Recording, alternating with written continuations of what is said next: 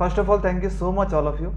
आपने मेरे लास्ट वाले वीडियो को इतना प्यार एंड सपोर्ट दिया है कि मुझे बहुत ही अच्छा और मोटिवेटेड फील हो रहा है, और मैं आपके लिए ऐसे आगे भी वीडियोस बनाता रहूँगा जिससे आपका कुछ हेल्प हो सके। और मुझे ये जानकर भी अच्छा लगा कि इस वीडियो को देखकर आप भी बहुत मोटिवेटेड फील कर रहे हो, और मुझे अच्छा लग रहा है कि मेरा एक छोटा सा एफर्ट आपके लिए एक मोटिवेशन का सोर्स बन रहा है। तो उसमें आपने बहुत सारे कमेंट्स भी पूछे हैं, तो मैंने ट्राई किया था कि मैं आपके सारे कमेंट्स का जवाब दे दूं, बट सारे कमेंट्स का जवाब मैं वहाँ पे नहीं दे सकता था। इसलिए मैंने सोचा कि क्यों ना इसके लिए मैं एक वीडियो बना लेता हूँ जिसमें मैं आपके सारे डाउट्स को क्लियर करूँ। तो इस वीडियो में असिस्टेंट सेक्शन ऑफिसर सीएसएस से रिलेटेड आपके मन में जितने भी सवाल, जितने भी डाउट्स आते हैं उसको क्लियर करने की कोशिश किए हैं। इसका वर्क नेचर और इसका सैलरीज, प्रमोशन एंड एवरीथिंग मैंने इसमें डिस्कस किया, और अपना personal experience, day to day life का जो पर्सनल एक्सपीरियंस है उससे भी मैंने अपने इस वीडियो में शेयर करने की कोशिश की है। तो आई होप ये वीडियो आपको अच्छा लगेगा। तो चलिए शुरू करते हैं। तो सबसे पहले हम लोग असिस्टेंट सेक्शन ऑफिसर के कैडर के बारे में जानते हैं। तो इसका कैडर जो है वो है सेंट्रल सेक्रेटेरिएट सर्विस, जो कि इंडिया का सबसे ओल्डेस्ट और प्रेस्टिजियस कैडर में भी माना जाता है। और इस कैडर में सबसे हाईएस्ट पोस्ट जो होता है वो सेक्रेटरी लेवल का होता है, और जो सबसे बॉटम लाइन में होता है वो असिस्टेंट सेक्शन ऑफिसर ही होता है। तो आपसे ही ये कैडर स्टार्ट होता है और सेक्रेटरी लेवल तक जाता है। और ये जो पोस्ट है इसका ग्रुप बी है, ये ग्रुप बी पोस्ट है और नॉन गैजेटेड पोस्ट है। और एसएससी सीजीएल में एसओ एक मोस्ट डिजायर्ड पोस्ट में भी होता है, जो कि बहुत सारे लोग इसको ऑप्ट करते हैं, और इसे बहुत सारे टॉपर्स भी ऑप्ट करते हैं, और इसका कट ऑफ भी अच्छा खासा ही होता है। इसका जो ग्रेड पे है वो 4600 ग्रेड पे है, और इसका जो स्टार्टिंग बेसिक पे है वो 44,900 है। तो बेसिक पे के बारे में आपको थोड़ा आइडिया देता हूँ कि इसी पे आपका सारा HRA, DA and TA calculate होता है। इसी पे का कुछ परसेंटेज HRA होता है, कुछ DA होता है, कुछ TA होता है। तो उसके बाद जो क्वेश्चन है कि इसकी इन हैंड सैलरी क्या होती है, जो कि मोस्ट हिटेड क्वेश्चन है, और बहुत सारे लोगों ने कमेंट बॉक्स में पूछा था कि इसका सैलरी कितना है सर। तो इसकी जो स्टार्टिंग इन हैंड सैलरी है आफ्टर डिडक्शन वो 61,000 रुपीज़ है। अप्रॉक्स 61 से 62 के बीच में आपको मिलेगा। एग्जैक्टली मुझे याद नहीं है, पर 61 मुझे याद है। उसके बाद हम लोग इसके जॉब प्रोफाइल के बारे में जानते हैं कि इसका क्या काम है, एएसओ क्या काम करते हैं। तो इनका जो बेसिक काम है वो नोटिंग एंड ड्राफ्टिंग है, जो कि फाइल रिलेटेड वर्क है। आपको कुछ रिसीट दिया जाएगा, आपको उसको नोटिंग के थ्रू अपने ऑफिसर से कम्युनिकेट करना, उसको अप्रूव करवाना है, और फिर उसको ड्राफ्ट के रूप में आपको वापस जिससे आपको रिसिप्ट मिला उसको कम्युनिकेट करना है। तो ये फाइल रिलेटेड ही वर्क होता है। आजकल फिजिकल फाइल्स पे तो काम नहीं हो रहा है, आजकल सारी चीज़ें ऑनलाइन हो रही है, तो आप सारी चीज़ें ऑनलाइन ही काम हो रहा है। तो आपको सारे काम कंप्यूटर पे ही करने हैं, मैक्सिमम काम। और जो काम का नेचर है वो डिपेंड करेगा कि आप किस सेक्शन में पोस्टेड हो, आपको किस टाइप का वर्क मिलेगा। तो एक मिनिस्ट्री में बहुत सारे सेक्शन होते हैं, डिफरेंट सेक्शंस होते हैं। तो उस पर डिपेंड करेगा कि आपका काम का नेचर क्या है। अगर आप एडमिन सेक्शन में जाते हो तो आपका जो काम होगा ट्रांसफ़र पोस्टिंग से रिलेटेड होगा, लीव से रिलेटेड होगा, और या फिर आपका सर्विस बुक को मेंटेन करने से रिलेटेड होगा। एडमिन सेक्शन में यही सब काम है। और उसके बाद अगर आप बजट सेक्शन में जाओगे तो बजट से रिलेटेड काम होगा। और RTI सेल होते हैं, पार्लियामेंट सेल भी होते हैं सभी मिनिस्ट्री में। तो वो डिपेंड करेगा कि आप कौन से सेक्शन में हो, उस पर आपका काम डिपेंड करता है।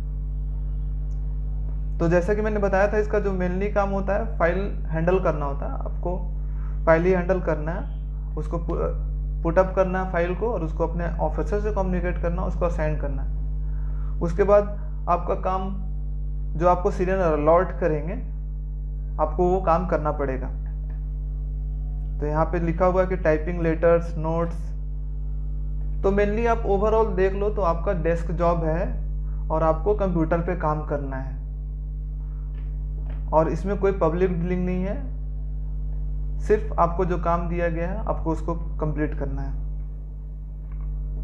नेक्स्ट है जो कि है फैसिलिटीज़ क्या मिलती है, एसओ को क्या क्या फैसिलिटी मिलती है। तो अगर आप में से बहुत लोग सोच रहे होंगे कि एसओ को गाड़ी मिलती है और गार्ड मिलता है, तो ऐसा कुछ नहीं है। अभी ऐसा कुछ नहीं मिलता है। अभी जो बेसिक फैसिलिटीज़ जो कि सभी गवर्नमेंट एम्प्लॉय को मिलती है वही आपको मिलेगा। वो है कि मेडिकल कार्ड आपको मिलेगा, उसमें आपका फ्री ट्रीटमेंट होगा।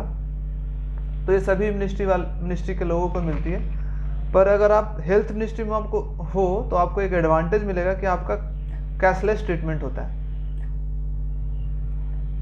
कैशलेस ट्रीटमेंट का मतलब होता है कि आप जब अपने ट्रीटमेंट करवाओगे तो आपसे कोई चार्ज नहीं लिया जाएगा और आपका बिल होगा वो डायरेक्टली हेल्थ मिनिस्ट्री में भेजा जाएगा, तो आपको विदाउट पे किए हुए आपका ट्रीटमेंट हो जाएगा। तो आप इसमें अपना ट्रीटमेंट करवा सकते हो या फिर अपने डिपेंडेंट फैमिली मेम्बर का भी ट्रीटमेंट करवा सकते हो। मम्मी पापा हो गए, भाई हो गया, सिस्टर हो गया, तो वो भी अगर वो अर्निंग नहीं है तो वो आप पे डिपेंडेंट ही होंगे। उसके बाद जो है हाउस रेंट अलाउंस मिलता है जो कि सैलरी में इंक्लूडेड होता है। ट्रैवल अलाउंस आपको मिलेगा, डियरनेस अलाउंस मिलेगा।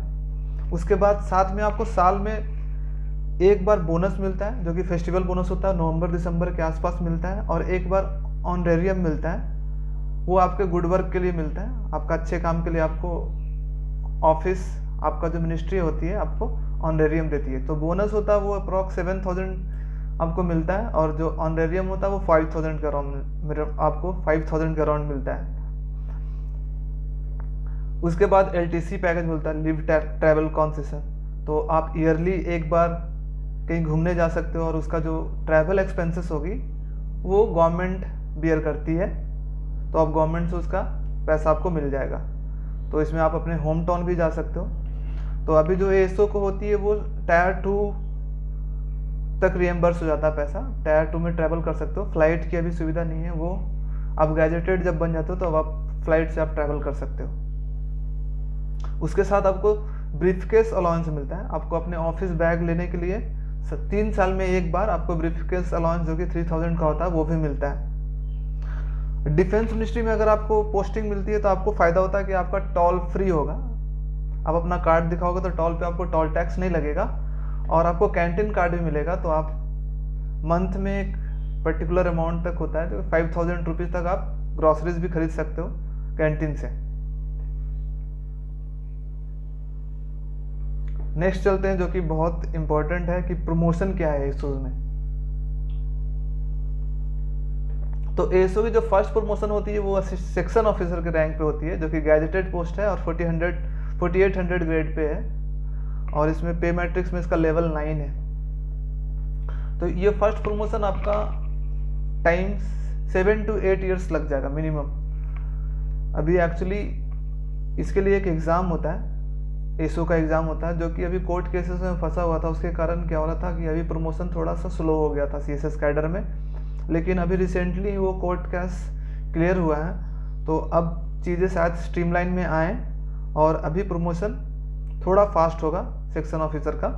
लेकिन फिर भी मिनिमम आप मान लो तो 7 to 8 ईयर्स आपको फर्स्ट प्रमोशन में टाइम लग ही जाता है। उसके बाद जब आप सेक्शन ऑफिसर में 4 साल तक रहते हो तो अपने आप आपका ग्रेड पे 5400 हो जाता है और लेवल 10 में आप चले जाते हो।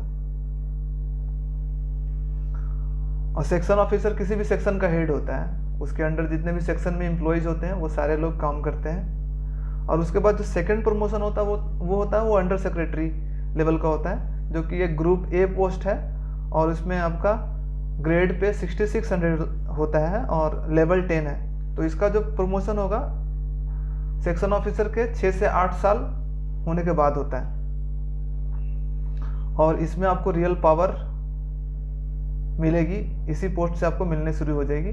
और इसमें आपको आपके अंडर 2 से 3 सेक्शन होंगे। उसके बाद जो नेक्स्ट प्रमोशन होता है वो है डिप्टी सेक्रेटरी लेवल पे जो कि अंडर सेक्रेटरी के 8 से 10 साल के बाद होता है और इसका जो ग्रेड पे है 7600 है और लेवल 12 है। तो ये काफ़ी हाई रैंक की पोस्ट है डिप्टी सेक्रेटरी और मैक्सिमम लोग होते हैं वो 3rd प्रमोशन तक ही जा पाते हैं और कुछ चुनिंदा जो कि बहुत ही लकी होते हैं और बहुत कम एज में ही CSS ज्वाइन करते हैं वो डायरेक्टर लेवल तक प्रमोट कर लेते हैं और उनका जो ग्रेड पे होता है 8600 होता है और लेवल 10 होता है। तो ये बहुत रेयर चांसेस में यहाँ तक आप पहुँच पाओगे, नहीं तो आप डिप्टी सेक्रेटरी जनरली लोग पहुँच जाते हैं। नेक्स्ट अब इसके प्रोज के बारे में जानते हैं कि क्या क्या CSS के प्रोज हैं, क्या क्या इसमें हमको बेनिफिट्स मिलेंगे। तो सबसे पहली है वो है फास्ट ज्वाइनिंग। लोगों में ये बहुत होड़ रहता है कि किसकी ज्वाइनिंग सबसे पहले आएगी, कौन सी पहले ज्वाइनिंग देती है कौन सी पोस्ट। तो सबसे फास्ट ज्वाइनिंग है, 2 ही पोस्ट देता है, वो होता है एक MEA और सेकंड है CSS। ASO इन MEA और ASO इन CSS दोनों की ज्वाइनिंग बहुत फास्ट होती है। तो आपको रिजल्ट के डेट से 3-4 मंथ में आपका इसका ज्वाइनिंग हो जाता है। और ज्वाइन करते ही CSS में आपको 3 महीने के लिए ट्रेनिंग दिया जाता है, और ये ट्रेनिंग पीरियड बहुत ही अच्छा होता है। तो इस ट्रेनिंग पीरियड के दौरान आपको सारी चीज़ें, सारे काम सिखाए जाते हैं। नोटिंग ड्राफ्टिंग सिखाया जाएगा, आपके कम्युनिकेशन स्किल पे भी काम किया जाता है, और आप एवरीथिंग आपको सिखाया जाएगा जो कि आपको ऑफिस में आपके लिए हेल्पफुल होगा। प्लस साथ में जो मोस्ट अट्रैक्टिव चीज़ है इस ट्रेनिंग की, वो है भारत दर्शन। तो 2 वीक के लिए आपको भारत दर्शन भी कराया जाता है। आपको इंडिया के डिफरेंट सिटीज़ में ले जाया जाता है, 3-4 प्लेसेस इंडिया के ले जाए जाते हैं, और आपको बाई एयर ले जाया जाता है, और सारे एक्सपेंसेस गवर्नमेंट ही बियर करती है। उसके साथ विलेज अटैचमेंट भी होता है, इसमें आपको ग्राउंड रियलिटी दिखाया जाता है, और ये 1 वीक के लिए ले जाया जाता है। आपको कोई भी किसी भी स्टेट के किसी विलेज में ले जाया जाएगा, और वहाँ पे 1 वीक के लिए आपको ग्राउंड रियलिटी दिखाया जाएगा, लोगों से इंटरेक्ट करना सिखाया जाएगा, और उनके प्रॉब्लम्स, उनकी क्या क्या प्रॉब्लम्स हैं, और उनके क्या क्या आप सॉल्यूशन, और उस पर क्या क्या आप सॉल्यूशन दे सकते हो, वो सब इस विलेज अटैचमेंट में होता है। उसके बाद पार्लियामेंट विजिट भी होता है कभी कभी, और साथ में अभी इस साल से ट्रेनिंग में DOPT ने स्पोर्ट एक्टिविटीज़ भी इंक्लूड किया। तो 1 वीक के लिए आपको स्पोर्ट्स एक्टिविटीज़ भी होगी, जैसे कि आपका रनिंग हो गया, या फिर डिफरेंट टाइप के स्पोर्ट्स कॉम्पिटिशन्स होंगे। तो जो स्पोर्ट्स में इंटरेस्टेड हो उनके लिए बहुत अच्छी न्यूज़ है कि 1 वीक के लिए आपको स्पोर्ट्स की एक्टिविटीज़ भी कराई जाएगी। जो इसकी जॉब है 9 to 5 जॉब है, डेस्क जॉब है। आपको कोई पब्लिक डीलिंग नहीं करनी है, पीस ऑफ माइंड रहेगा आपको बस अपना काम करना, आपको जो काम दिया जाएगा वो करना है। आपका कोई फील्ड वर्क इसमें नहीं है, और इसमें आपको पर्सनल लाइफ और प्रोफेशनल लाइफ दोनों के लिए आराम से टाइम मिलेगा। आप अपने पर्सनल लाइफ के लिए भी अच्छा खासा टाइम दे सकते हो, और अपने फैमिली के लिए भी अच्छा खासा टाइम दे सकते हो। उसके बाद है इसका प्रोज है, वो है कि आपको ये जॉब परमानेंटली दिल्ली बेस्ड है। इसमें ट्रांसफ़र नहीं होते कि आपको दूसरे सिटीज़ में ट्रांसफ़र कर दिया जाएगा। इसका परमानेंटली दिल्ली में ही पोस्टिंग होगी। हाँ, इसमें मिनिस्ट्री चेंज होती है, 6-7 साल के बाद एक बार आपकी मिनिस्ट्री चेंज होती है, लेकिन वो मिनिस्ट्री भी सब आस ही पास है। सारा इंडिया गेट के आसपास ही आपकी सारी मिनिस्ट्री है, और सारी दिल्ली में ही पोस्टिंग आपकी होती है। उसके बाद जो इसका वर्कलोड है वो बहुत ज़्यादा तो नहीं बोलूँगा, ये डिपेंड करता है कि आपको कौन सा सेक्शन मिला है, लेकिन इसका जो वर्कलोड है वो मॉडरेट ही है। तो आप आराम से अपना काम हर दिन कंप्लीट कर सकते हो। ऐसा नहीं कि बहुत ज़्यादा प्रेशर आप पे रहेगा, और आपको काम करने के लिए टाइम भी दिया जाएगा। बस जब आपका पार्लियामेंट सेशन चलेगा उसमें थोड़ा सा आपको प्रायोरिटी बेस्ड पे काम करना पड़ता है, और आपको जल्दी काम करना होता है। नहीं तो ऐसे CSS का वर्कलोड नॉर्मल है, आप आराम से काम कर सकते हो, और कुछ टाइम जब आप बच जाए तो आप बुक रीडिंग या फिर कुछ अदर थिंग्स भी कर सकते हो।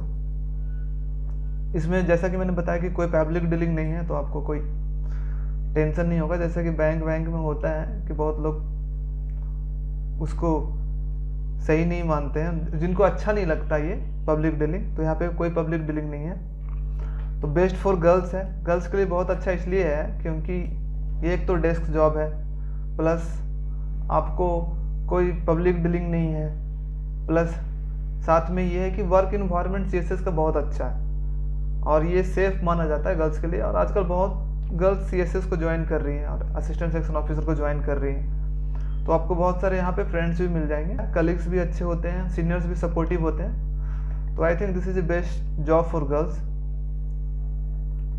आपको टाइम भी मिल जाएगा स्टडीज़ के लिए। आप कुछ अगर पढ़ना चाहते हो तो आपको प्रॉपर टाइम मिल जाएगा, पर इसके लिए कंडीशन अप्लाइड है कि आपका कौन सा सेक्शन मिलता है। सेक्शन पे डिपेंड करता है वर्कलोड आपका।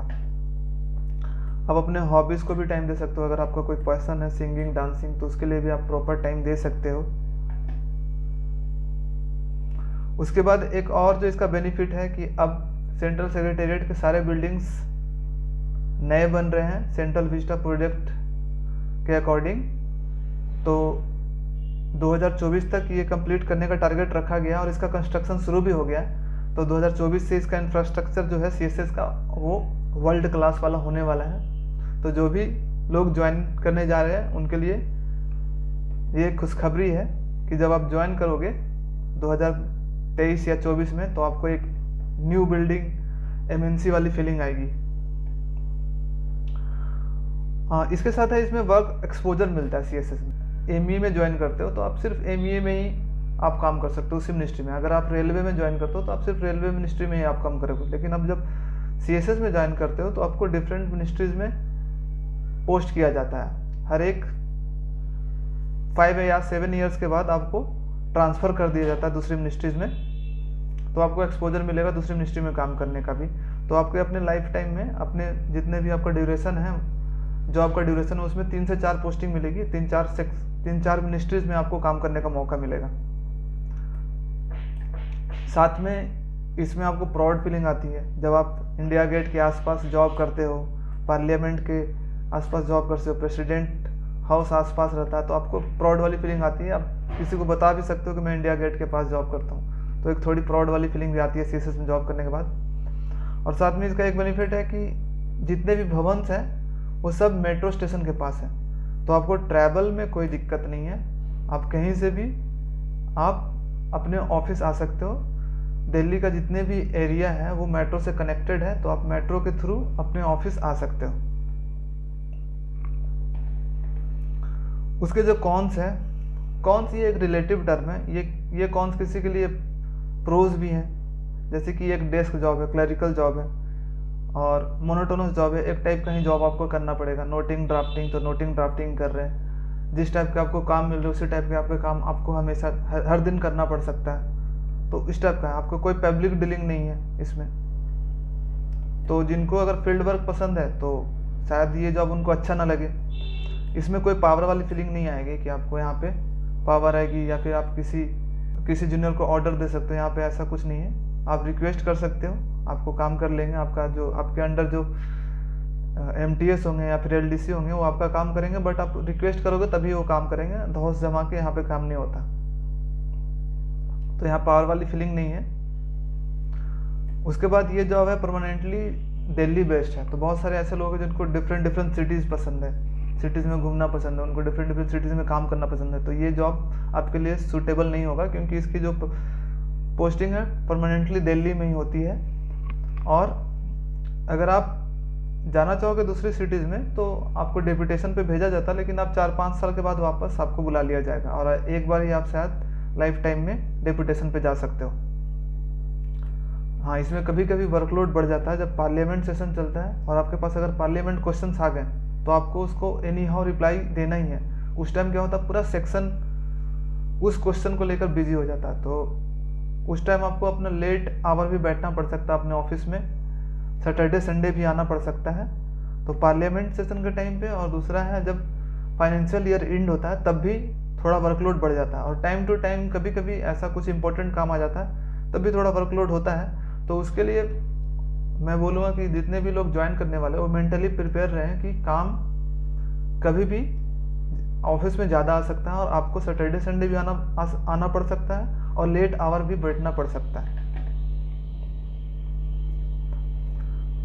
तो अब मैं अपना लाइफ एक्सपीरियंस, तो डेली का लाइफ एक्सपीरियंस मेरा जो है वो मैं शेयर करता हूँ कि एसओ को कितना खर्चा हो जाता है, कितना एक्सपेंसेस होता है, अगर एक मंथ का कितना एक्सपेंसेस होता है। तो यहाँ तो जो नॉर्मल एक्सपेंसेस जो है रेंट में, फूड में और ट्रैवल में है वो 20 के अराउंड तक चला जाता है। उसके बाद आपके अदर एक्सपेंसेस भी हो गए, जैसे आप कुछ खरीदते हो, सामान खरीदते हो अपने लिए, क्लोथिंग खरीदते हो या फिर कुछ और अदर थिंग्स खरीदते हो, तो वो उसके बाद एक्स्ट्रा उसके बाद इंक्लूड होगा। लेकिन आपका जो नॉर्मल बेसिक एक्सपेंसेस 20 के अराउंड चला जाता है, क्योंकि आपको इसमें से मेजर होता है वो 10 के तक आपका रेंट में ही चला जाता है। उसके बाद फूड में 5-6 थाउजेंड के अप्रॉक्स जाता है। उसके बाद ट्रैवल में 2-3-4 हज़ार के आसपास चला जाता है। जब आप ऑफिस जाते हो, मेट्रो से जाते हो या फिर ऑटो से जाते हो तो आपको उतना एक्सपेंडिचर हो ही जाता है। उसके बाद ये है कि रेसिडेंशियल एरिया कहाँ पे है इसका। अगर आप CSS में ज्वाइन करते हो तो आप कहाँ पे रह सकते हो, तो ये जान के रखो कि CSS के 3-4 किलोमीटर के आसपास कोई भी रेसिडेंशियल एरिया नहीं है, तो 5 किलोमीटर के बाद ही रेसिडेंशियल स्टार्ट होता है। लेकिन 5 किलोमीटर एरिया वाला जो जो एरिया है वो काफ़ी कॉस्टली है और वहाँ पे अफोर्ड करना बहुत मुश्किल है। तो यहाँ पे मैक्सिमम लोग जो ज्वाइन करते हैं वो साकेत एरिया में ही रहते हैं। साकेत हो गया, हौज खास हो गया, जो कि 10 किलोमीटर अराउंड है सेंट्रल सेक्रेटेरिएट से, लेकिन मेट्रो लाइन से डायरेक्टली कनेक्टेड है और मैक्सिमम लोग इधर ही रहते हैं। उसके बाद क्वार्टर की बात करते हैं कि क्वार्टर आपको कब तक मिलेगा। तो यहाँ पे क्वार्टर्स तो बहुत अवेलेबल है, लेकिन उसके अकॉर्डिंग यहाँ पे एम्प्लॉयज़ भी बहुत ज़्यादा हैं दिल्ली में।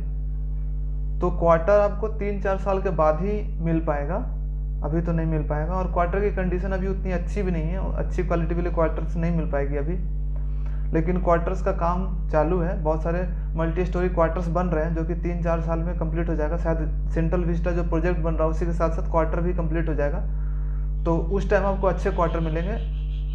जो BHK फ्लैट्स होते हैं उस टाइप के आपको क्वार्टर्स मिल जाएंगे। तो अभी मेरे हिसाब से रेंटेड फ्लैट में ही रहना ज़्यादा बेटर है, ना कि क्वार्टर लेना, अगर आप सिंगल हो तो।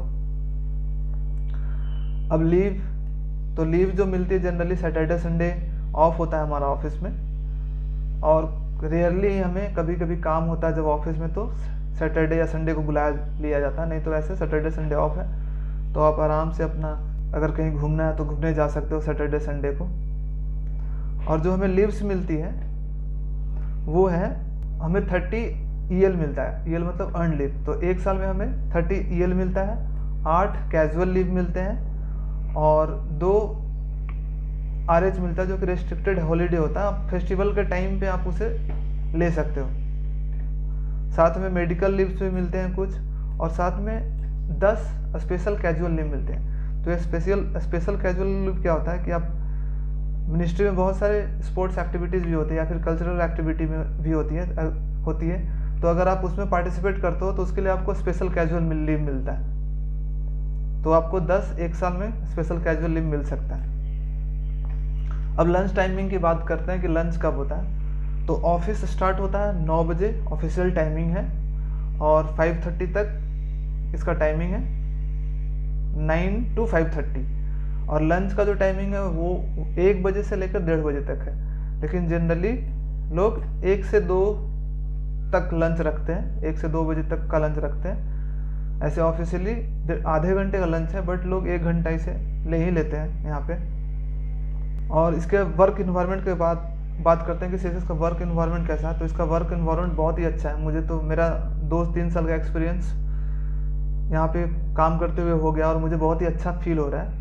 ऐसा कुछ अनसेफ वगैरह या फिर रूड सीनियर्स ऐसा कुछ नहीं मिला, सपोर्टिव सीनियर्स मिले हैं, और जो मेरे ऑफिसर्स हैं वो भी बहुत अच्छे हैं। मुझे पहले काम सिखाया, उसके बाद फिर मुझसे काम ले रहे हैं। ऐसा नहीं कि जाते ही मुझे काम दे दिया और कुछ सिखाया नहीं, मुझे सपोर्ट करते हैं। और जहाँ मुझे क्वेरी आती है मैं उनसे पूछता हूँ तो वो हेल्प भी करते हैं। उसके बाद ये मैंने बता दिया कि कलीग्स और सपोर्टिव कलीग्स मिलते हैं आपको यहाँ पे। उसके बाद इंडोर्स गेम के बारे में बताते हैं कि मिनिस्ट्री में क्या क्या चीज़ अवेलेबल है। तो आपको मेरी मिनिस्ट्री जैसे है हेल्थ मिनिस्ट्री, तो वहाँ पे आपको बैडमिंटन कोर्ट मिल जाएगा, यहाँ पे टेबल टेनिस भी है, कैरम का भी है, और साथ में एक म्यूज़िक क्लब भी है निर्माण भवन में मेरी मिनिस्ट्री में, जहाँ पे आप 1 से 2 लंच टाइमिंग में लोग जाके गाना वाना गाते हैं। अगर आपका शौक गाना गाने का तो आप गाना भी गा सकते हो, या फिर बैठ के आप वहाँ पे सुन सकते हो। तो म्यूज़िक क्लब भी है। और सारी मिनिस्ट्री में जिम भी है। जिम का मैं टाइमिंग नहीं जानता हूँ कब है, लेकिन जिम अवेलेबल है सारी मिनिस्ट्री में, तो आप जिम भी कर सकते हो। वो आपको पता लगाना होगा कि क्या टाइमिंग है उसकी। शायद इवनिंग में जिम का टाइमिंग होता है। और कुछ मिनिस्ट्री में योगा क्लब भी होते हैं जहाँ पे आप योगा कर सकते हो लंच टाइम पे जाके। योगा इंस्ट्रक्टर भी आते हैं। उसके बाद इंफ्रास्ट्रक्चर की बात करें तो इंफ्रास्ट्रक्चर तो ठीक ठाक है, बढ़िया इंफ्रास्ट्रक्चर है। बट जैसा कि अभी सेंट्रल विस्टा प्रोजेक्ट आने वाला है, तो उसमें आपका इंफ्रास्ट्रक्चर अगर कुछ ऑफिस के अच्छे नहीं हैं तो 3-4 साल में सारा चेंज होने वाला। और एक MNC वाली जो इंफ्रास्ट्रक्चर होता है वैसा इंफ्रास्ट्रक्चर आने वाला है, जो कि वर्ल्ड क्लास इंफ्रास्ट्रक्चर होगा। और सारे बिल्डिंग इस साल के एंड तक सब टूटने वाले हैं।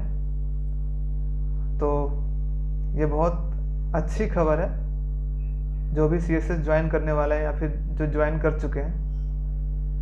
ऑफिस रूम के बारे में बात करता हूँ तो ऑफिस रूम अच्छा है, ठीक ठाक है। आपको ऑफिस रूम में एसी मिल जाएगा, प्रॉपर आपका चेयर और आपका टेबल डेस्क दिया जाएगा आपको। और रूम में एक हॉट केस भी होता है जहाँ पे आप अपना लंच को गर्म कर सकते हो। साथ में वाटर गीज़र भी होता है जहाँ पे पानी आपका जो ड्रिंकिंग वाटर है, ठंडा पानी भी आता है, गर्म पानी भी आता है, आपको जो पीना वो पी सकते हो। प्रॉपर एसी होता है, फ़ैन लगे होते हैं, लाइटिंग प्रॉपर होती है। तो ऑफिस रूम भी काफ़ी अच्छे हैं। तो ये बात हो गई CSS के बारे में। तो आई होप कि मैंने सारे आपके जितने भी डाउट्स हैं उसको क्लियर कर दिया होगा। अगर फिर भी आपके मन में कुछ डाउट्स है तो आप कमेंट बॉक्स में लिख सकते हो, मैं आपको ज़रूर रिप्लाई करूँगा और आपके डाउट्स को क्लियर करूँगा। उसके बाद ये कुछ मोटिवेशन है आपके लिए। ये मेरे ट्रेनिंग टाइम का है, जब मैं ट्रेनिंग कर रहा था तो हमने पिक्स लिया था। तो ये मैं हूँ, ये मेरे फ्रेंड्स के साथ मैं फ़ोटो ले रहा हूँ। तो अगर आप भी मेहनत करके सेलेक्टेड होते हो तो आप भी ऐसा अपना फ़ोटो खिंचवा सकते हो फ्यूचर में। ये हमारा ट्रेनिंग बैच है। हमारा ट्रेनिंग गुड़गांव में हुआ था और जिसमें 48 बच्चे थे, 46 बच्चे अराउंड थे। तो ट्रेनिंग के बारे में थोड़ा बताता हूँ। ट्रेनिंग 3 जगह पे होता है। एक तो दिल्ली में होता है, दूसरा ट्रेनिंग गुड़गांव में होता है और तीसरा ट्रेनिंग है हैदराबाद में होता है। लेकिन सबसे जो बेस्ट लोकेशन है ट्रेनिंग के लिए वो हैदराबाद है। जैसा कि मुझे फीडबैक मिला दोस्तों से और जैसा मैंने खुद देखा है, वहाँ पे कुछ वीडियोस डालते थे लोग, तो सबसे बेस्ट ट्रेनिंग हैदराबाद की है। तो अगर आप में से बहुत लोग जो सेलेक्टेड हो गए हों ASO में 2018 बैच के, तो अगर आपको ऑप्ट करना हो ट्रेनिंग के लिए तो आप हैदराबाद सेलेक्ट कर सकते हो। वहाँ का इंफ्रास्ट्रक्चर बहुत बेस्ट है और सबसे ज़्यादा मज़े वहीं पे आएंगे आपको। और ये हमारा पार्लियामेंट विज़िट तो नहीं हो पाया था, पर मेरा ऑफिस पास में है तो मैं लंच के टाइम पे कभी कभी चला जाता हूँ प्रेसिडेंट हाउस के आसपास। तो मैंने खुद ये पिक लिया है अपने मोबाइल से। तो ये फ़ोटोज़ मैंने आपके मोटिवेशन के लिए डाला है कि अगर आप भी मेहनत करते हो, अगर आप अपने गोल की तरफ बढ़ते जाते हो डेली, तो आप ज़रूर जो भी चीज़ें आपने सोचा है, जो भी आपका ड्रीम है, आप उसे एकम्प्लिश कर सकते हो।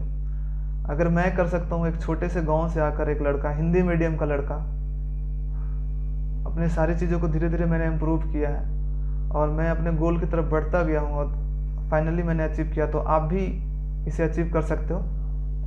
तो keep working hard and all the best for your future. और अगर आप लोगों में से किसी का सिलेक्शन होता है तो मैं आपसे दिल्ली ज़रूर मिलूँगा।